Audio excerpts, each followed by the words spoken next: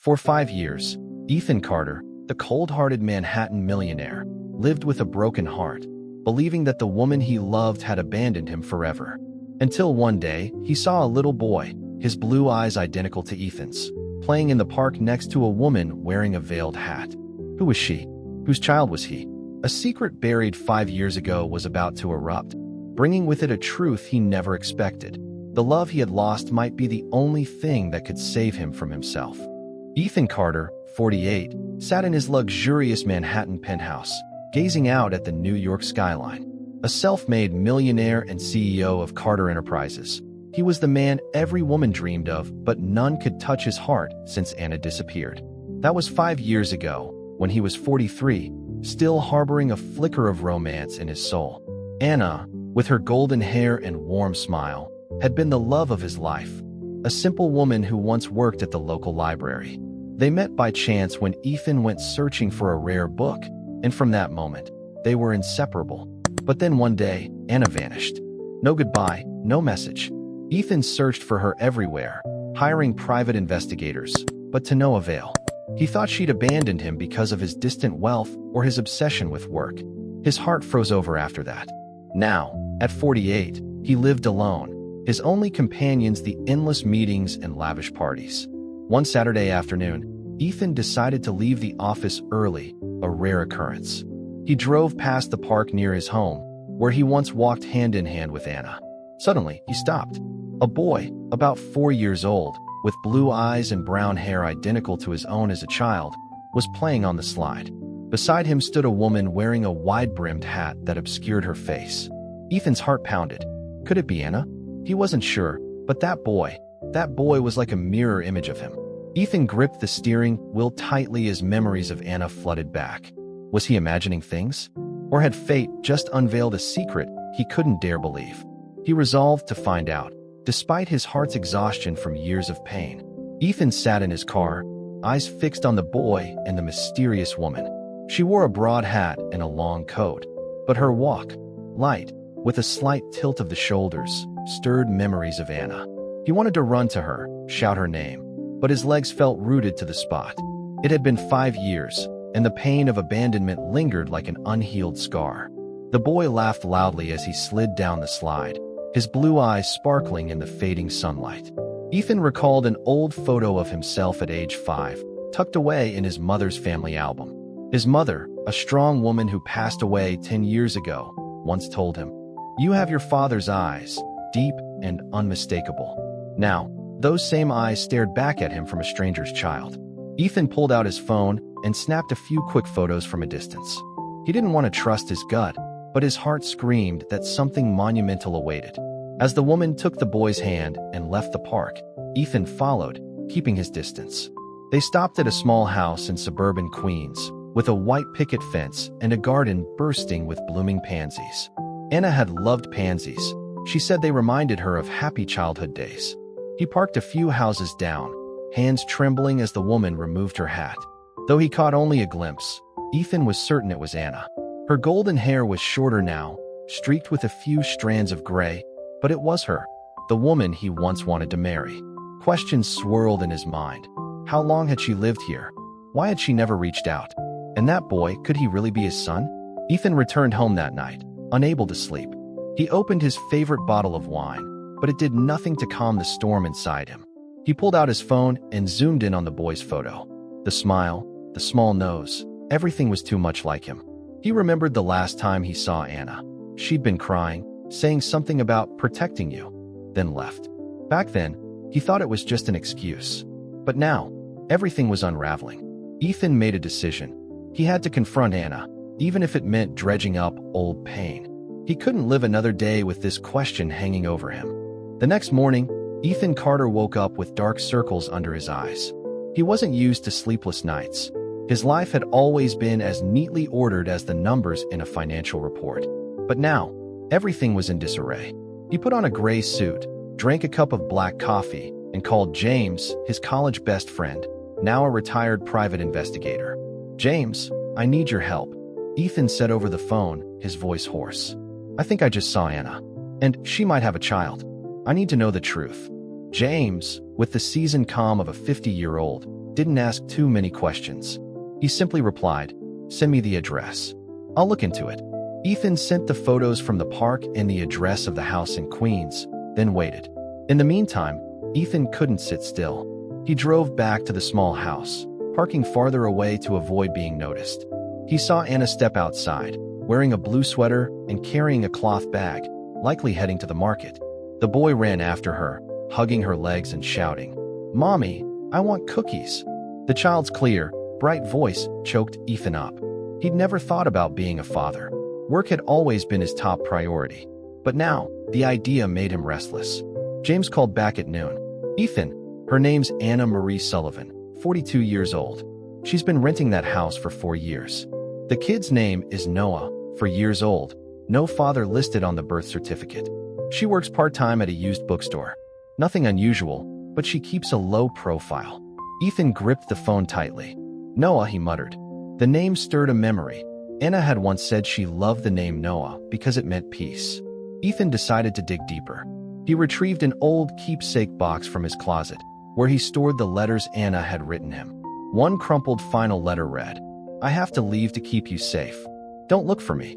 At the time, he dismissed it as a meaningless breakup note. But now, it felt like a puzzle piece. Safe from what? Ethan recalled 5 years ago, when his company had been threatened by a notorious rival, Victor Grayson. Could there be a connection? He needed to see Anna, but he was afraid of the truth, and afraid his heart might break again. Ethan Carter couldn't wait any longer. He decided to investigate himself before James could dig up more. On Sunday, he wore an old coat and a baseball cap, a clumsy attempt at disguise so no one would recognize him as the famous CEO. He drove to Queens and parked near the used bookstore where Anna worked, per James's info. From across the street, Ethan peered through the shop's glass window. Anna stood behind the counter, wearing reading glasses, her hair tied back neatly. She looked tired but still beautiful, in a way time couldn't erase. An elderly woman entered, asking about romance novels, and Anna smiled. The smile that once melted Ethan's heart. He wanted to walk in, but his feet felt like lead. Instead, he sat in his car, watching. When Anna took her lunch break, she walked to a nearby cafe. Ethan followed, keeping his distance. He watched her sit alone, pulling a homemade sandwich and a notebook from her bag. She wrote something, then stared into the distance. Ethan wondered, what was she thinking? About him? About Noah? He remembered the lunches they used to share, eating sandwiches in the park, dreaming of a future that never came. Suddenly, Noah ran into the cafe, led by an older woman, perhaps a babysitter.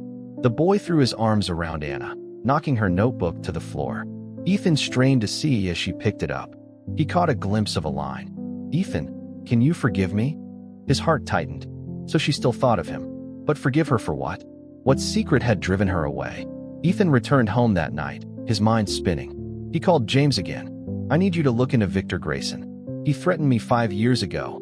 It might be tied to Anna leaving." James promised to investigate.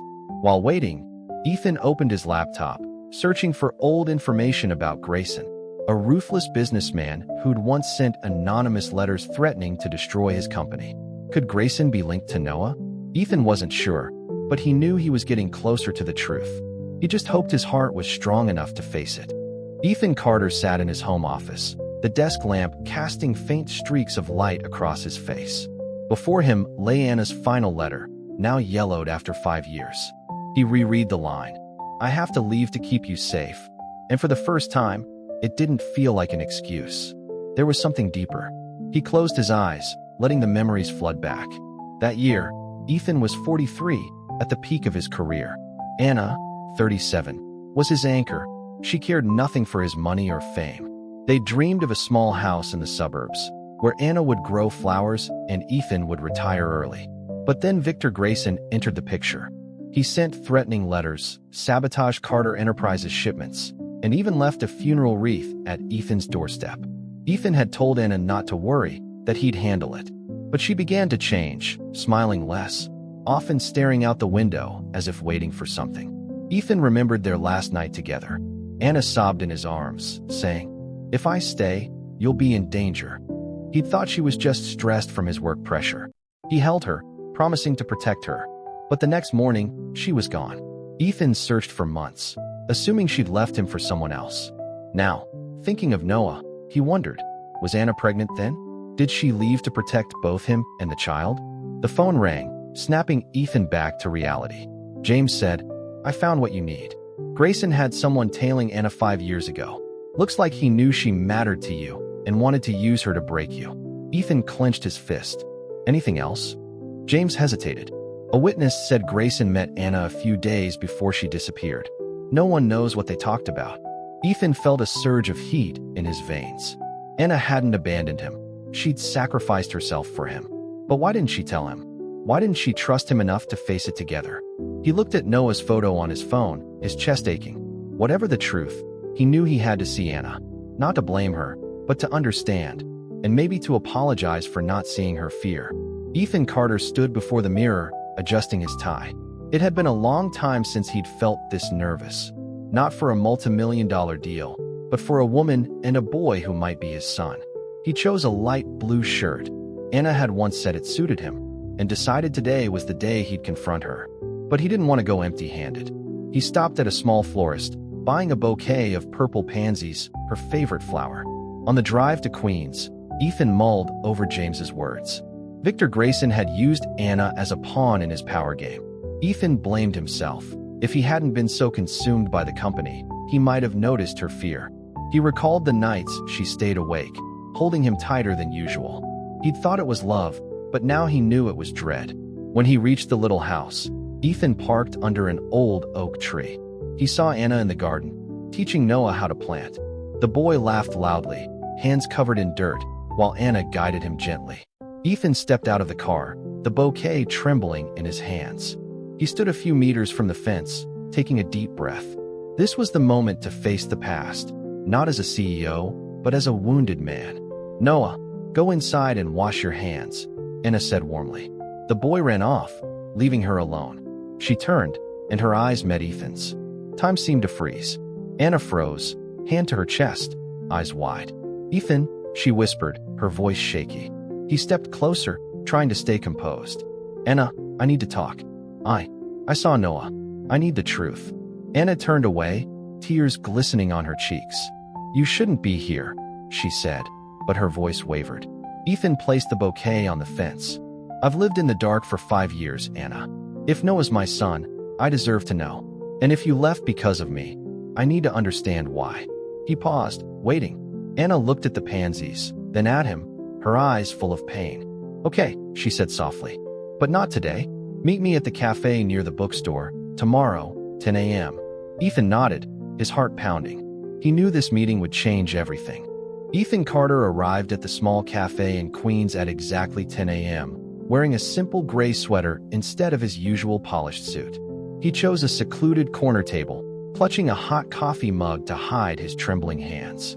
When Anna walked in, dressed in a green coat and scarf, he felt time rewind. She sat across from him, unsmiling, her eyes red as if she'd been crying. "Anna, I don't want to make this hard for you," Ethan began, his voice low. "But Noah, I need to know." Anna took a deep breath, staring out the window. "All right, Ethan, you deserve the truth." She paused, then continued, her voice breaking. "Noah is your son. I found out I was pregnant right before I left." Ethan froze, nearly dropping his coffee. "Then why didn't you tell me? Why did you leave me?" Anna bowed her head, tears falling onto the table. "Because of Victor Grayson. He came to me, Ethan. He knew I meant everything to you. He said if I didn't disappear, he'd hurt you. Not just your company, but your life. He had photos of us, detailed plans. I was terrified. I couldn't let you die because of me." Ethan clenched his fists, anger surging. "Why didn't you trust me? I could have protected you. I did trust you," Anna replied, her voice cracking. "But I couldn't take the risk. I was pregnant, Ethan. I had to think of our child. I left, changed my name, lived in hiding. Every day I wanted to call you, but I was afraid Grayson was still watching." Ethan looked at her, his heart shattering. He hadn't realized how much she'd sacrificed, not just their love, but her entire life, to keep him and Noah safe. "So how have you lived these past 5 years?" he asked, his voice hoarse. Anna gave a sad smile. "Like a shadow. I worked, raised Noah, but I wasn't really living. I thought of you constantly, wondering if you hated me. Ethan reached across the table, touching her hand. I don't hate you, Anna. I hate myself for not seeing it. In that moment, the walls between them crumbled, but both knew this truth was just the beginning. Ethan Carter sat across from Anna in the cafe, his hand still on hers, but his mind reeled. The revelation about Noah and Victor Grayson hit him like a punch to the chest. He pulled his hand back, standing up, his voice shaky. Anna, I need time to process this, but I won't let Grayson win. Anna looked at him, worried. Ethan, don't do anything reckless. He's dangerous. But Ethan didn't listen. He left the cafe, drove straight home, and called James. Where's Grayson now? I need to face him. He ruined my life, and Anna's too. James sighed over the phone. He's still in New York, living in a mansion on Long Island. But Ethan, are you sure? He's not what he used to be. Weaker now, but still cunning.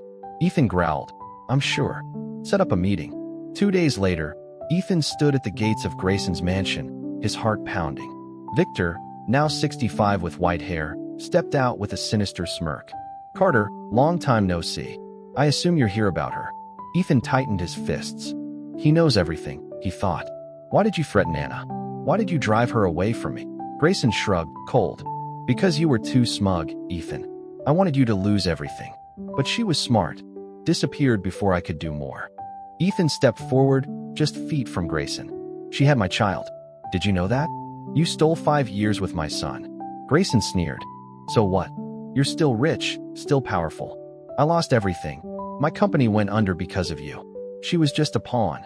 Rage erupted, and Ethan lunged, grabbing Grayson's collar. Say that again, he roared. But Grayson shoved him back, panting. Kill me, Ethan. But she won't come back. She's more afraid of you than me. Ethan let go, stunned. Grayson's words cut like a knife. He turned and walked away, his mind in chaos. Grayson might be lying, but what if Anna truly feared him? Feared his powerful past? He needed her more than ever, but would she still want him after all this?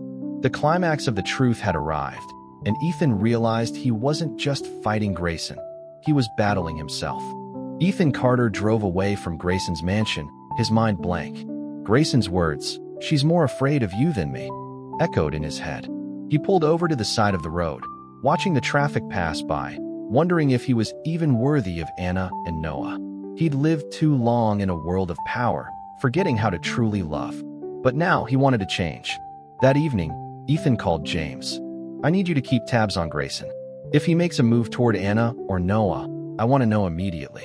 James agreed but advised, Ethan, don't just focus on your enemy. Think about your family. Go see Anna. Ethan nodded over the phone, though James couldn't see. He knew he couldn't let his anger toward Grayson overshadow what mattered most. The next morning, Ethan returned to Queens, bringing a small gift, a children's book about adventures he thought Noah might enjoy. He knocked on Anna's door, his heart pounding. Anna opened it, surprised but not dismissive. Ethan, what are you doing here? He held out the book, his voice hesitant. I wanted to see Noah and talk to you. I just met Grayson. Anna paled, pulling him inside. Noah was playing with building blocks in the living room, looking up curiously. Who are you? The boy asked. Ethan smiled, kneeling down. I'm a friend of your mom's. I brought you this. Noah took the book, his eyes lighting up. Thanks. Anna watched the scene, tears silently falling. She pulled Ethan into the kitchen, whispering, What did you say to Grayson? I confronted him, Ethan replied. He admitted to threatening you. Anna, I'm sorry I didn't protect you back then, but now I want to make it right. I want to be with you and Noah, if you'll give me a chance. Anna shook her head, her voice trembling. Ethan, I don't know if I can trust your world anymore. It's too big, too dangerous. Ethan took her hand gently.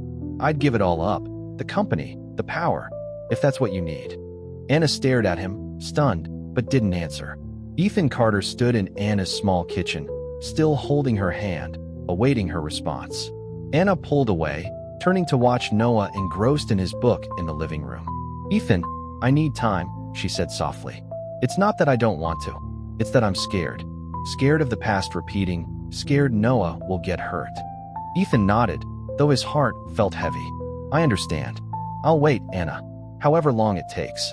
In the days that followed, Ethan began to change. He cut back on meetings, delegating work to his executives.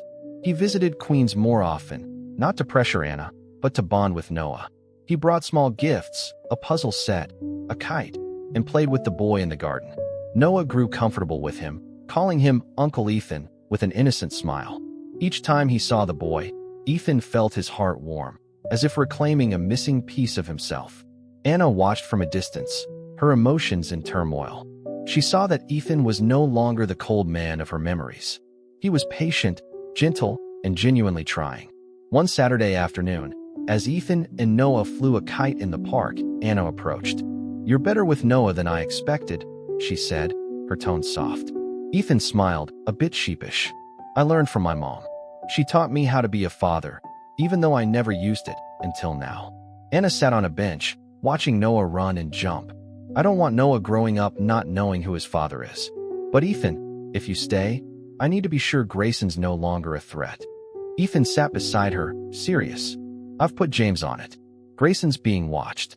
He's not as powerful as he once was. My company's far beyond him now. I promise, Anna, I won't let anyone harm you or Noah." Anna looked into his eyes, and for the first time in 5 years, she saw absolute sincerity. "Okay," she said quietly. "But slowly, Ethan. I need you to prove it with actions, not just words." Ethan nodded, smiling. "I will.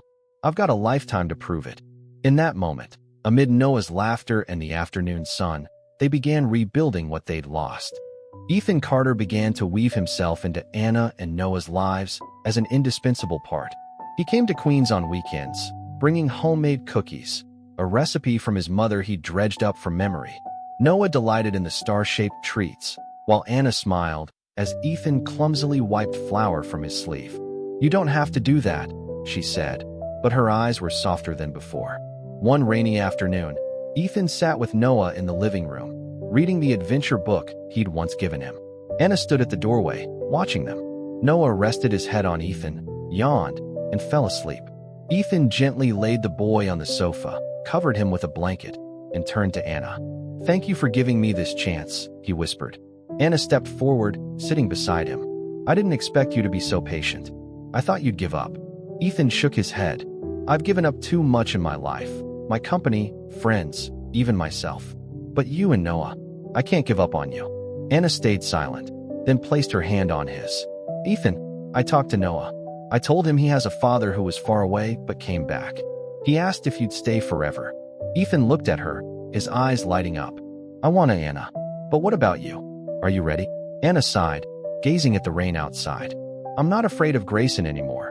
James says he's left New York, no longer a threat. But I'm afraid of myself. Afraid my heart isn't strong enough to love again." Ethan squeezed her hand. "We don't have to rush. I just want you to know I'm here, and I'm not going anywhere." Anna nodded, tears streaming down her face. "Then stay for dinner. Noah would love it." That night, the three of them sat around the small dining table, enjoying Anna's beef stew.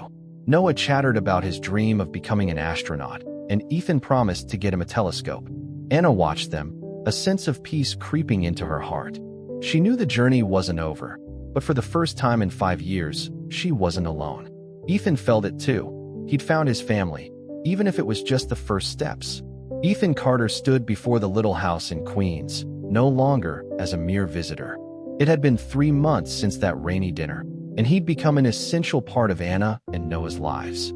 Today was Noah's 5th birthday, and Ethan brought a small telescope, the promise he'd made now fulfilled. In the garden, Anna set up a party table with chocolate cake and balloons. Noah ran around, wearing a paper hat, beaming when he saw Ethan. "Daddy Ethan," the boy shouted, leaping into his arms.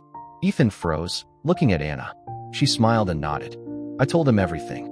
Noah knows you're his father, and he wants to call you that." Ethan hugged Noah tightly, tears rolling down his cheeks. "Thank you, son," he whispered, feeling as if his heart had just been mended. Anna stepped forward, placing a hand on Ethan's shoulder. "I want to thank you too. You kept your word, not just to Noah, but to me. I'm not afraid anymore." Ethan took her hand, pulling her into an embrace. "I'm the one who should thank you. You gave me a family, Anna, something I never dared dream of at this age." They stood there, holding each other amid Noah's laughter and the warm sunlight. That night, as Noah slept soundly with the telescope beside him, Ethan and Anna sat on the sofa. He pulled a small box from his pocket, revealing a simple silver ring. I'm not promising you the world. I've left that world behind. But I promise to give you and Noah everything I have. Anna, will you marry me? Anna looked at the ring, then at him, her eyes glistening. Yes, Ethan, I will. A year later, Ethan sold Carter Enterprises and moved to Queens permanently. He and Anna held a small wedding in the garden, with just Noah, James, and a few close friends. Noah served as the little ring bearer, holding a bouquet of purple pansies. They weren't as wealthy as before, but they were happy, a small home, a complete family, and peaceful days ahead. At 48, Ethan knew he'd found the most precious thing, love and forgiveness.